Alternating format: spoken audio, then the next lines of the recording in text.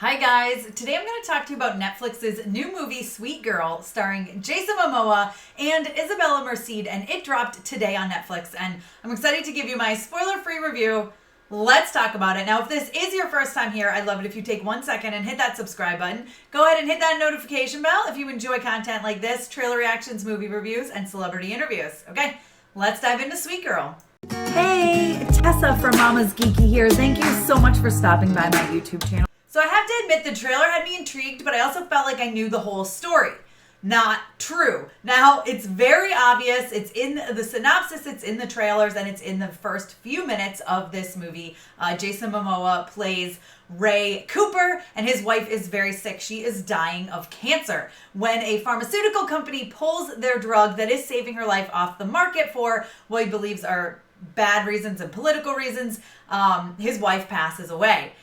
His daughter tries to bring him back down to earth, but he starts getting really upset about this, really reeling, and just is out for revenge. Cue a revenge thriller of a movie that is completely action-packed, packed with adrenaline. I mean, listen, there's a lot of things to love about this movie. The action scenes are over the top, but fantastic. They could have been a little bit more bloodier, but I'm a big fan of blood and gore, and I think some of the stuff it felt like there would be more blood involved, and maybe that's just me, but I am a big fan, as you know, of blood and gore, so maybe that's just an issue I had, and probably most people will not have that issue.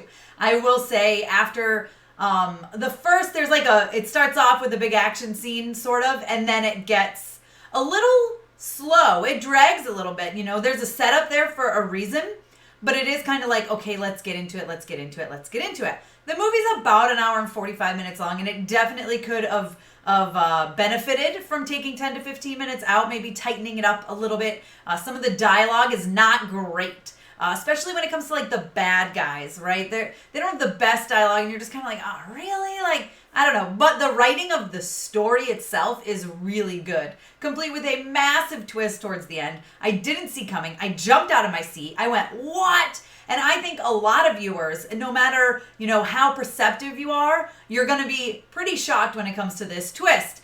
I want to keep this spoiler free, and of course I want people to enjoy the twist, so I'm not going to talk about it, but I will say I thought it was phenomenal, and for me it made the movie. This movie, I had it very mediocre. I was going to give it like a 2 out of 5. After this twist, it's getting a 3 out of 5, and it's popping into the positive. I mean, that alone was so good. Such good writing. The fact that I didn't see it coming was fantastic. It made it a lot of fun. That mixed with some really great action scenes, sold this movie for me. I will also say that the two leads have great chemistry. They're very believable as father and daughter, both dealing with grief in their own ways, and I really enjoyed their journey together. Of course, Jason Momoa is fantastic, especially in the action scenes, so there's nothing to complain about there, but I really thought Isabela was a great addition and a yin to his yang, so to speak. They have great chemistry together, and some of their scenes together are some of the best.